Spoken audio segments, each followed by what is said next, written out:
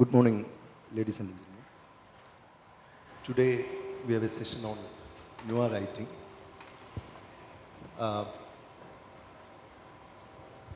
Till recently, in our universities, we haven't taught Agatha Christie or Arthur Conan Doyle, or writers of crime fiction or detective fiction.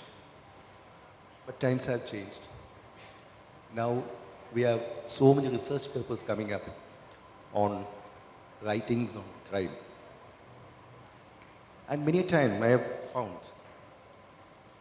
a basic question that's being raised by research scholars on crime fiction is regarding one question: who is responsible for a crime? Is that person? Or is that system? Is that political system? Is that power structure? Is the cultural scenario that's working behind actually makes a person commit a crime? Such type of inquiries were made centuries back. Even Oedipus was an example of a crime fiction, a kind of crime drama. So later on, we find in Dostoevsky the same questions being raised regarding who is responsible for crime. We have three prominent writers with us, writing crime fiction. One is Elizabeth Haynes. She's from Britain. And her famous book is Into the Darkest Corner. And it was Amazon's best-selling book in the year 2011. And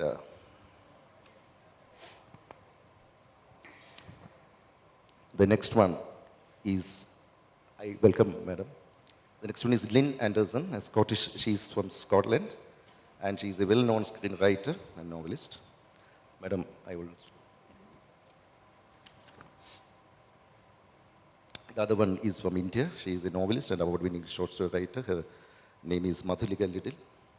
Hello everybody, thank you so much for coming out to see us. I'm really pleased to see so many of you in this beautiful, beautiful place.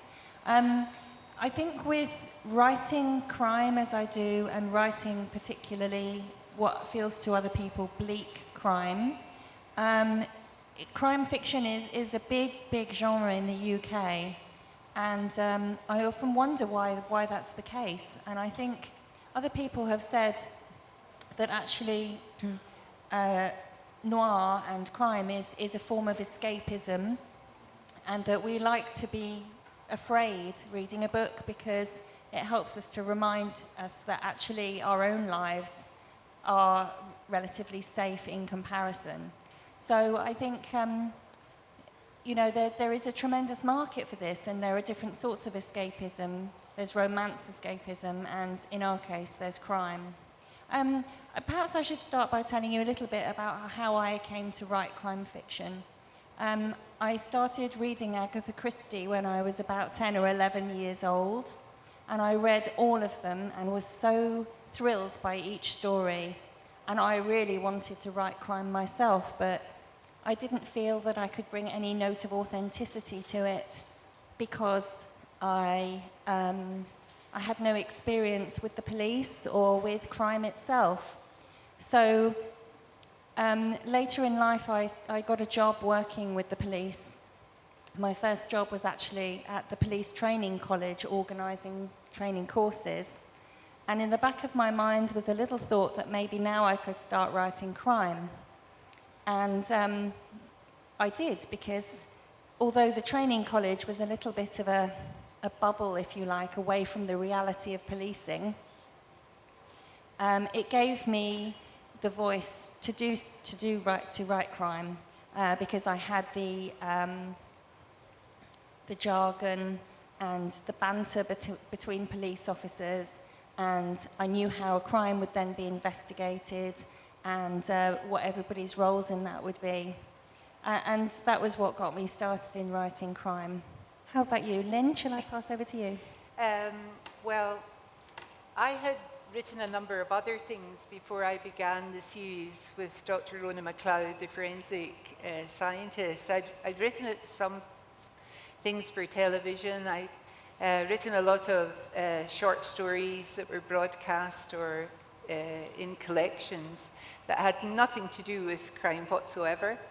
I should say, though, my father was a detective inspector in a town in Scotland called Greenock, and he had 3 daughters.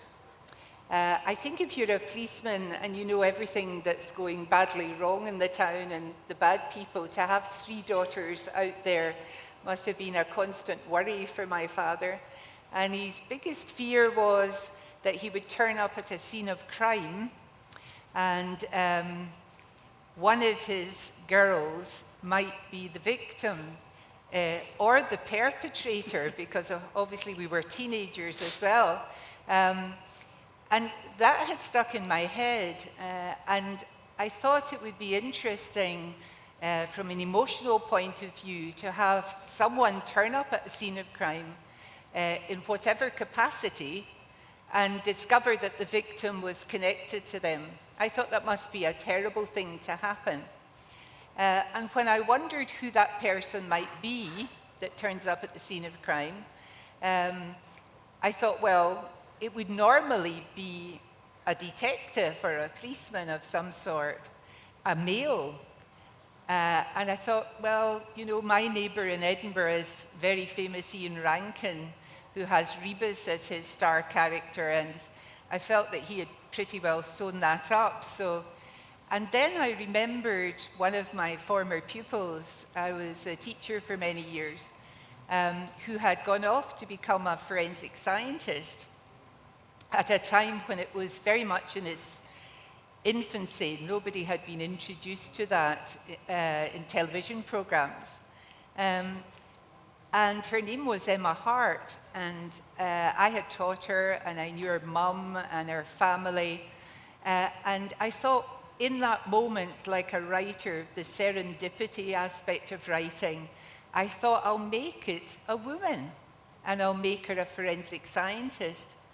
And that's how Rona McLeod began. And she thinks the 17-year-old victim, a male victim who's been killed, looks so like her that she thinks he might be the son that she gave up for adoption 17 years before.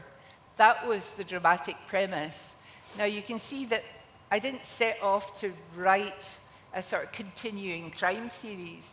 That particular book that's where crime impacts on you. And of course, what happens is, as they search, she finds out fairly swiftly the victim is not connected to her, but then it might have been her son. So she searches for her son at the same time as they're searching for the killer. So that was the dramatic premise. So it was exploring character and emotions within the worst scenario that's possible in life, and that's a death. But I loved the little set of characters that emerged from the story, the little gang of characters that worked the case. I enjoyed working with them so much. And I contacted Emma, and she kept me right on the forensics. And I became fascinated by the world of forensics, so much so that I went back to my old university and did a diploma in forensic medical science, and met a lot of the people who work, the real people who work, like you, the real people in that course who were there, the policemen, social workers, mortuary, anyone who might give evidence in court needs to have this qualification. And that world just really appealed, and that's how I ended up. And now I've just delivered book 14, so that essence of that story, which I had no idea that I would do a long crime series, turned into one. So that's how I came into it. Can you hear me? Yeah, okay. I got into writing crime fiction in a sort of roundabout way. When I was about maybe 11 or 12, my mother, you had this book called The Chinese Maze Murders, which was by Robert Van Gulik. Now, Robert Van Gulik was a very interesting man. He was a Dutch diplomat who was even stationed in Delhi for some years. And Robert Van Gulik had spent a lot of years in China, and he'd become this sinologist and sinophile, and he was extremely interested in medieval China. So what he'd done was that he'd dug up stories about this actual Chinese magistrate called Judge Dee. And he'd taken those stories. There was, Judge Dee was this magistrate who went around solving a lot of crimes. And in Chinese literature, there was this entire corpus of Judge Dee books which had been built up, which were not always the sort of things that would appeal to a Western audience. Because there was Judge Dee being helped out by spirits, and Judge Dee being helped out by very convenient dreams and by animals and all sorts of things. So Robert Van Gulik used the Judge Dee character and specific instances from Chinese novels and crafted them into this series of very solid mystery novels, which he called the Judge Dee series. And I think there are over 20 of them, and they are brilliant. And I read one of those, The Chinese Maze Murders, when I was a kid. And it was like, this moment of epiphany, and I said, oh, this is what a novel should be like. This is what a mystery novel should be like. And that sort of made me fall in love with the whole thing about historical detective fiction. And as it happened, maybe about less than 10 years later, my sister started going to college, and her best friend, who soon after became her husband, is devoted to historical detective fiction. And he has this entire room which is filled with series of historical detective fiction. And there are detectives from all over. There are people who've written detectives set in ancient Egypt, in ancient Rome, in ancient Greece, in medieval England, and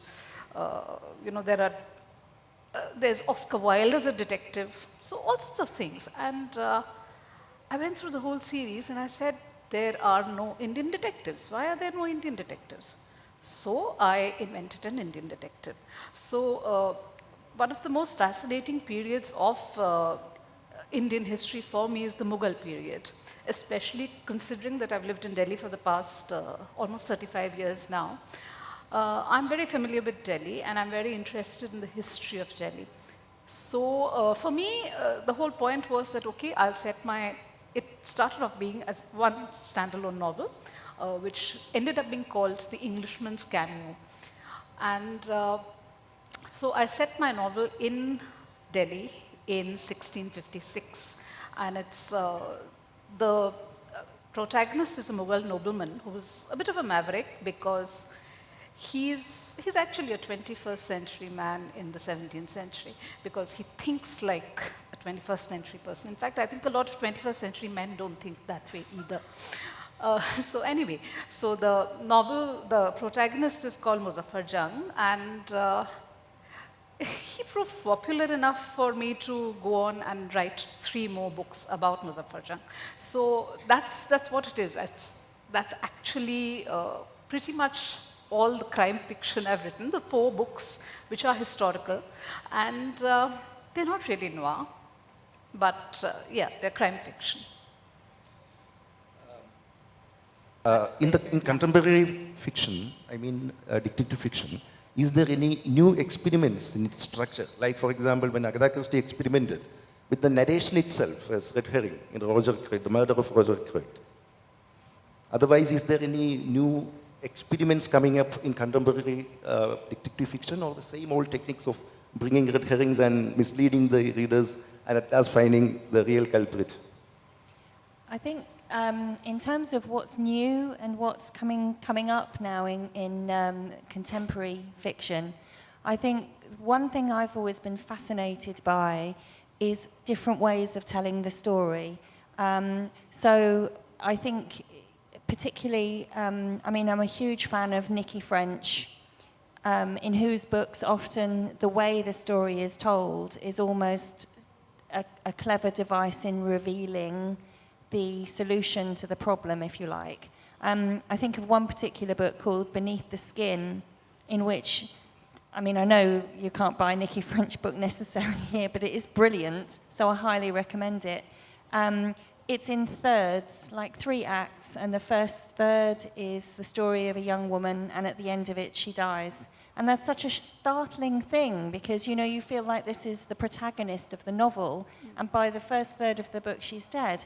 And then the second third begins, and it's another woman, you know, completely different and separate from the first, and at the end of that third of the book, she's dead. And then what you find yourself doing as the reader is trying to find out from these 2 narratives what it is that links them, because clearly what it is that links them is the murderer in this book. So the final third of the book, again, is another young woman, and you think, surely this one is going to survive. And it's about finding the link between all those 3 women. And this is a different way of telling a story, and I think quite often now we're reading books that are, the thing that's new is the way of telling the story to make it fresh and exciting. So we have traditional books, we have traditional police procedural books where it follows a distinct pattern and the character is what drives the narrative forward. But there are also new and exciting ways of telling the story, and that's something I'm very interested in. What about you, Lynn? Yeah. I think people have a misconception about crime novels and imagine they are all similar. It's a really big umbrella of writing. It's just that within it, at the heart of each story, something bad has happened. And the spine of a crime story, or what we might call a crime story, is justice. Now, it doesn't necessarily, in our introduction we were talking about, you might not get the justice you think will happen, but it will be resolved in some fashion. And you're right about different ways of telling the story, and I've got to think about that, and I love that aspect of writing a series, because there are very famous series that are all set in the one place. But then again, I don't do that. You know, the forensic scientist goes all over Scotland. So not only am I exploring the world of Scotland and the world of the crime, it's not one location. And each location is a very big character in the book. Let me give you an example. When you were talking about telling the story a different way, the book I've just handed in moves between Scotland and Afghanistan. You can't get much further away than that. And in Scotland, it's told in the third person, but in Afghanistan, it's told in the first person. So what you have is a very personal, what's happened in Afghanistan during the war comes back with the people and ends up having to be resolved on a Scottish island. So what you're doing is you're exploring the world and the way we all interconnect, and something bad happening in a war in Afghanistan that you think will not have any impact on you whatsoever. Of course it does. It comes back to haunt you in your present place. And I think that the way that we're telling the stories are in many ways more encompassing of people than the sort of Miss Marple's way of telling, which I loved.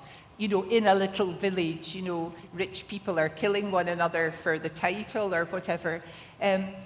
We're really exploring the social context of what we believe is right and wrong, because what is absolutely right and absolutely wrong? It's all about the circumstances you find yourself in.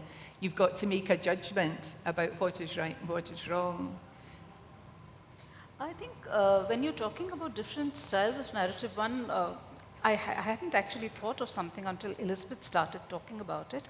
And I was reminded of this book called The Magpie Murders by Anthony Horowitz, which uses a very interesting technique which fascinated me and at the same time made me think. Because in that book, the book is a book within a book. Because it's a writer, it's about this writer who's written a book. And the writer ends up being involved in he involves being murdered. So, and the clue to the writer's murder lies within the book he's written. So it's complicated, and at the first time when you open the book and you see that it's some 200 odd pages, and you say, no, it can't be 200 odd pages, because there's a 200 odd page book inside that. So it's very complicated because you're skipping between the book inside and the book outside. So it's 2 layers. But what that made me, while it was an interesting book, it made me think that are we somewhere getting also so caught up in this thing about using a different narrative style or coming up with something new that it's become a sort of a gimmick? Yes. That you're perhaps sacrificing some sort of plausibility. And, I think that is one of the most important things when it comes to crime writing or detective writing, that it has to be watertight. I think, forget about the other stuff, the emotion and etc. That is, of course, part of your regular writing. But the crime aspect of it and the solving of the crime, I think that has to be, the plot has to be solid. And this book, it did have little gaps in it, which as a person who really enjoys reading crime fiction, reading mysteries, I was left feeling a little dissatisfied about it. I ended up thinking that perhaps the author has sacrificed some of that to his desire to create something new, something novel. I think so. I think we must never forget, whatever book we write, crime or otherwise, that a book is about character. It's a character in action. It's not about a plot.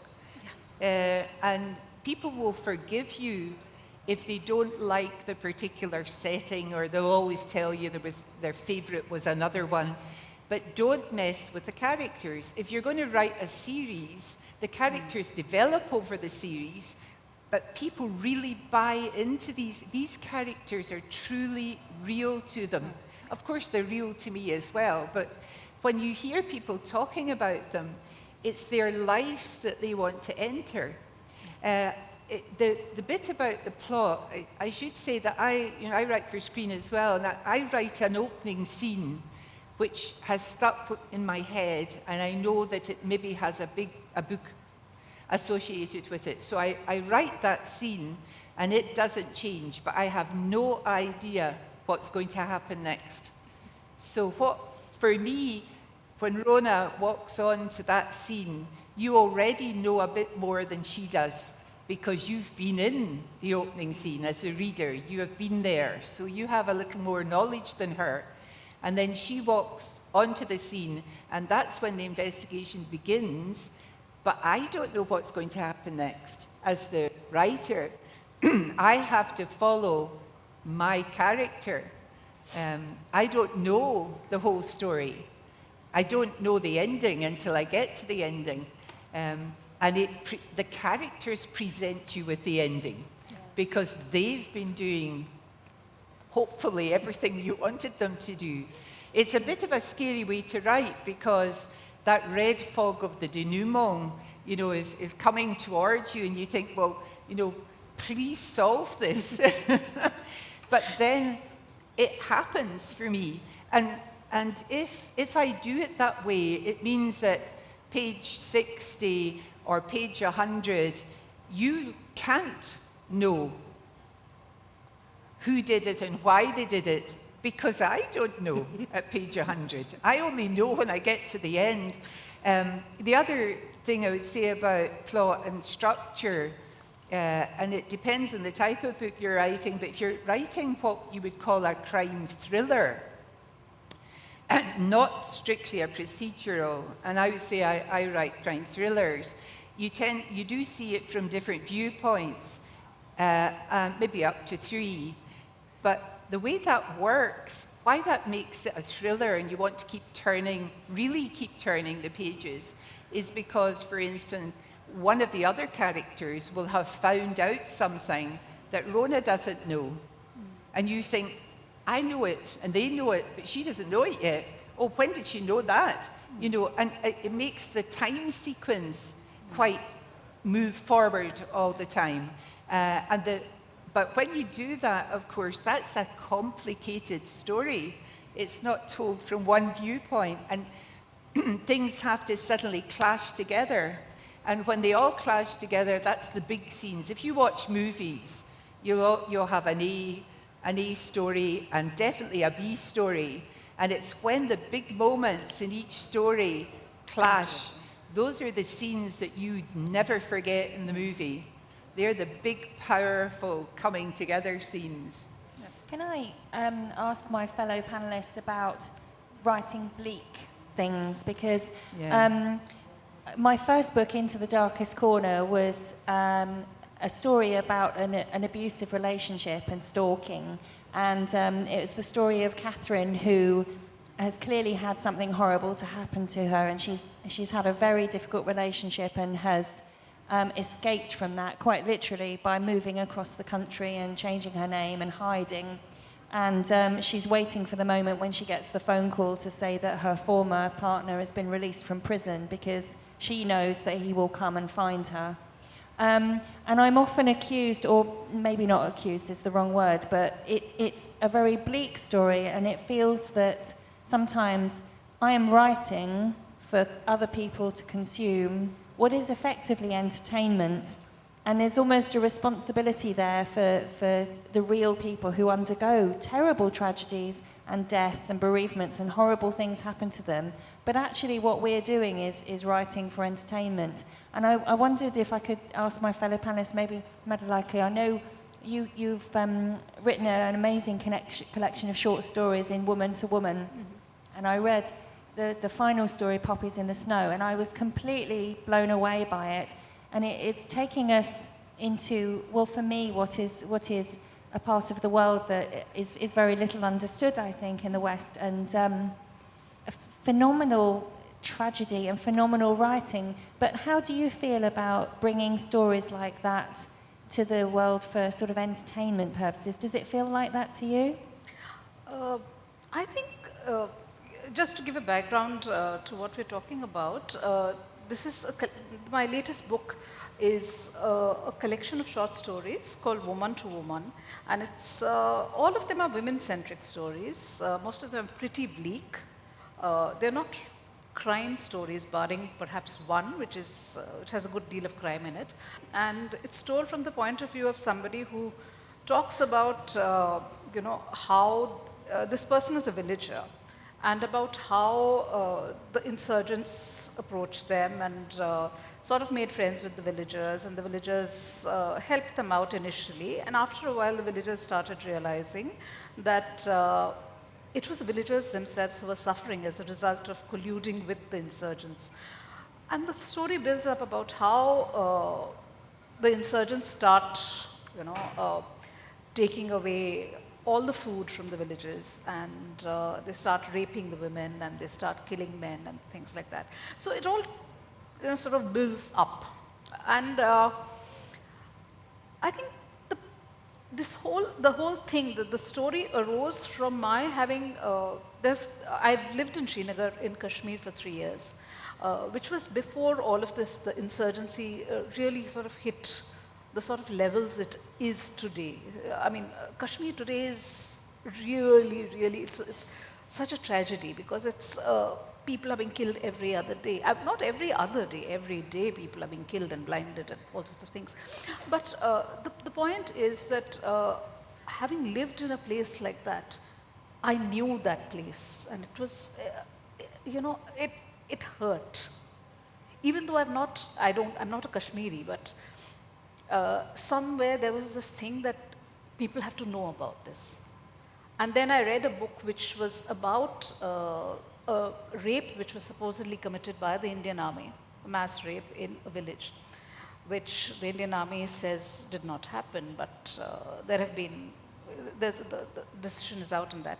But there was this book about the women of Kashmir and how they are suppressed. and nobody wants to listen to their voices. And I was so deeply moved by that, and I was so affected by it. I said, I have to write a story about this. So in that sense, the bleakness of the story is a reflection of my own feeling. It was in a way cathartic, because I wanted to say, I wanted more people to hear what had moved me so much. So I think that the bleakness actually in a lot of those stories in that book come out of a sense of, I want more people to know. Each detective fiction, each detective book, so tells a story of solving a mystery. But beyond solving a mystery, don't you think that it also inquires? Yeah. It's also an inquiry into certain socio-political and cultural reasons behind committing that crime. So in that way, as we said, the bleakness is also coming out of that social bleakness. No, there are certain social realities. What do you think about that? The real reason behind a crime. Is it not a very important point to discuss? I think we have a duty of care as writers, as Madhulika was saying, to bring you stories of truth. So although what we're writing is mostly fiction, we are writing about people to whom these situations have really happened. And it's almost like we have a duty of care to tell their stories and bring their voices to people who might not otherwise hear them. So there is that, but I think it's important as well in the process of writing fiction, as you were saying earlier, to have maybe a happy ending is a bit too strong, but to have resolution and to have some justice, because in that way at least the characters who have these terrible things happen to them have some kind of closure. So the reader obviously needs closure at the end of a book, because otherwise it's deeply unsatisfying. But to be able to come to a conclusion and say, this thing has happened, but actually these people's lives going forward might not be quite so bleak. So there is sort of an element of hope to bring into it at the end. But what's important is a resolution and something that we can bring to it that will leave the reader satisfied that the story has had a proper ending. Lynn, what do you think? Yeah, I think the big difference between the sort of classic crime fiction, the golden age of crime, particularly in England, it didn't exist the same in Scotland, was a totally different thing from what we're writing now. It was just like a sort of pastiche of life, and there was a little puzzle to solve. And that was wonderful, but the people were never real. You never felt that they were real. They were good characters, but they weren't real people. We would refer to that as cosy crime, and wonderful to read, and it is a little mystery, but it's not disturbing because the people are not real. And when you move on to noir, the people are real. They're real people with depth to their characters who find themselves ordinary people, often in extraordinary circumstances. And none of us know how we're going to react until we're put into those circumstances. So when you're writing the book, when you're writing these stories, and I should say now, having been involved with the course and the real people, anything we write is nowhere near as bad as it really is. And when we write it, we put people in circumstances, but we don't paint all the picture. So the reader puts themselves in that position to experience it. And it can be unsettling, but the people walking these streets and doing these things are like the people that we all are. And we put them into difficult circumstances. And rightly so, there is some sort of solution or some closure. I know from my own experience of writing the book, I have used on occasion stuff from my life as the child of a policeman, to see how they had to deal with, to come out of that world, but to be able to come home to a family, which, and a wife and their children, what you would regard as and then have to step out the next day and go on the front line again into very difficult circumstances. And I think we learn about ourselves and what we are capable of when we read what happens to other people. Lynn, I think we can now take a few questions from the audience, because we've only got a few minutes left. In India, we have karma, which gives us closure. Oh, wonderful. Can I Isn't get it some? wonderful? I'll take it home with me then. Anybody in the audience who wants to? Yes? By nature, by birth, every man is a criminal. Then there is a controversial view that every crime fiction writer is a criminal in disguise. I think you could be right, because one of the questions that is often asked of, probably you too, when you do events in the UK, people ask you, okay, explain to me what the perfect crime is. It's as if everybody wants to know, like I will know the answer because, I've sort of worked out a little story, a very short story, and that if you don't know Edinburgh, it's got a big crag and the remnants of a volcano. And there's also in the city, you can actually view the crag. You can. There's a tower up in the Royal Mile, and you can look out at the crag and you can look across. It's a wonderful thing to go and see. And a man took his wife up the crag, and he had got out an insurance policy on her, and he's up in the crag, and it's a huge area, and he sort of looks about, and then he pushes her off.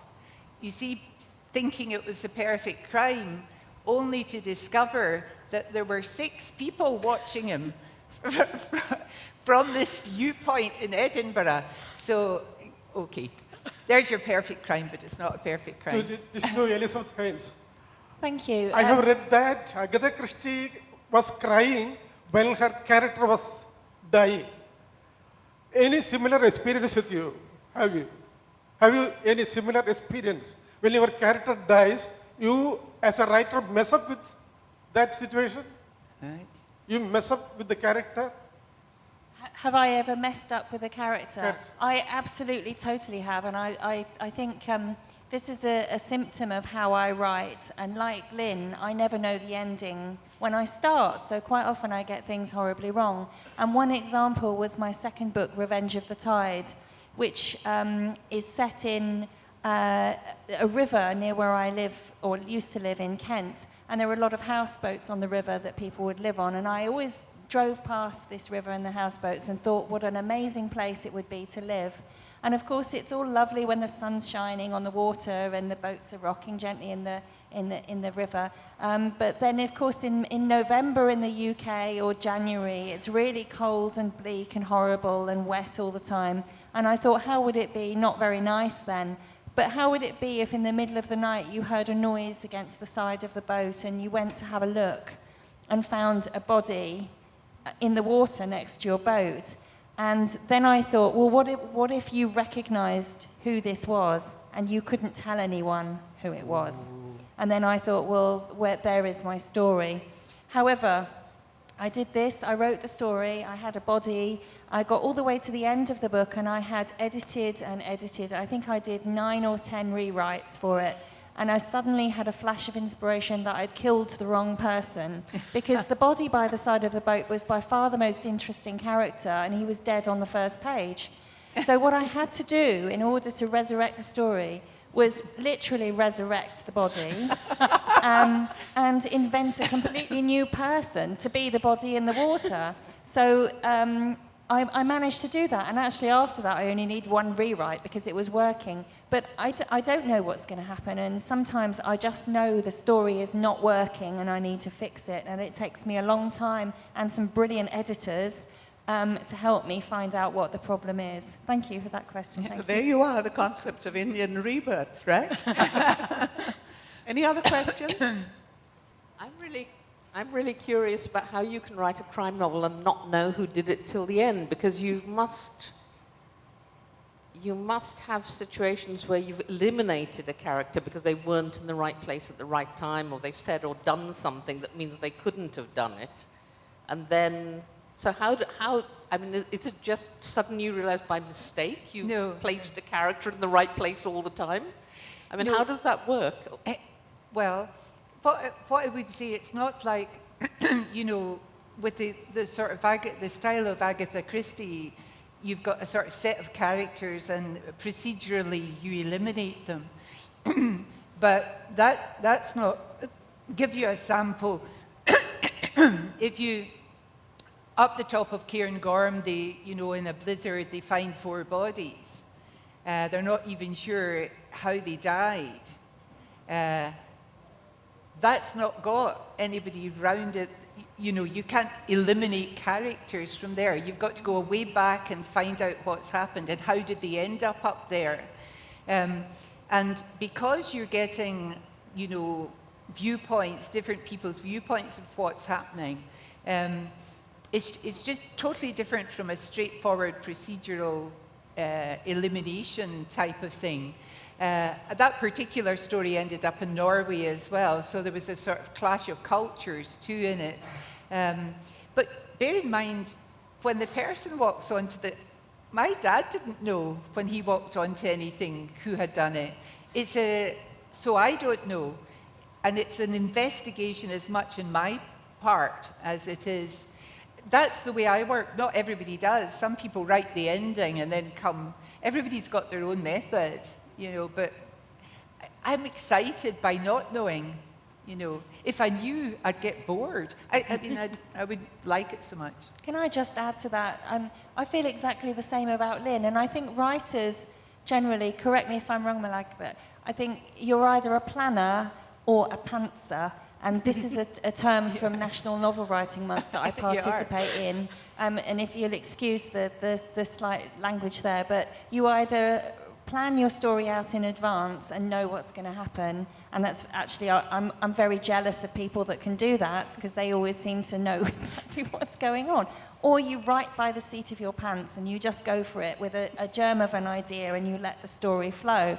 And as Lynn said, occasionally I'll write a lot in coffee shops with some friends, and I'll be writing and I'll go, woo! Because something has suddenly happened and the next bit of the story has become clear.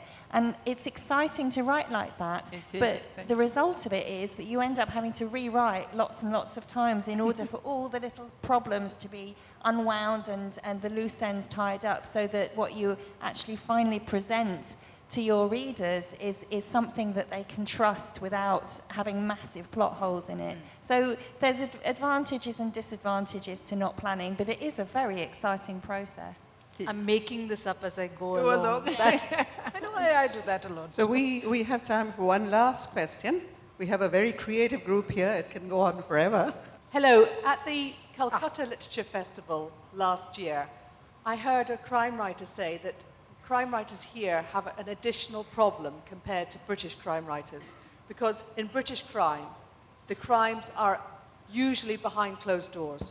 They're private acts, which then have to be discovered. But India being such a much more populated country, the crimes are often, people know about them. They're in the public. And I wonder if you feel that's true, and if so, how do Indian crime writers overcome that problem? I don't think that's true. I think it would be a mix of both. I'm quite sure there are a lot of crimes which happen behind closed doors, and there are a lot of crimes which don't. I think from what I must admit, I've not read too many Indian crime writers, because actually Indian crime writing from barring the old stalwarts like Satyajit Ray and all, who used to write years ago, but this new crop of Indian crime writing is a very recent phenomenon. You know, I mean, when I started writing, my first book was published in 2008, so it's just not that long back. But at that time, I was fated as being the person who introduced crime writing to India, and I was, no, I'm not. But the recent crime writing, whatever I've read of it is a sort of mix of crime behind closed doors and sort of all sorts of crime, political crime and things. So it's, I don't think you can sort of, it's very varied, and there are other people who are writing historical detective fiction as well. So I think it's not very easy to slot Indian crime fiction into just one big silo like that. Let me have the quotation of Francis Bacon. Reading make the full man conference a ready man, and writing an exact man. I have to slightly modify that. Reading make the full women, conference a ready woman, and writing an exact woman. So all the writers here are blissed.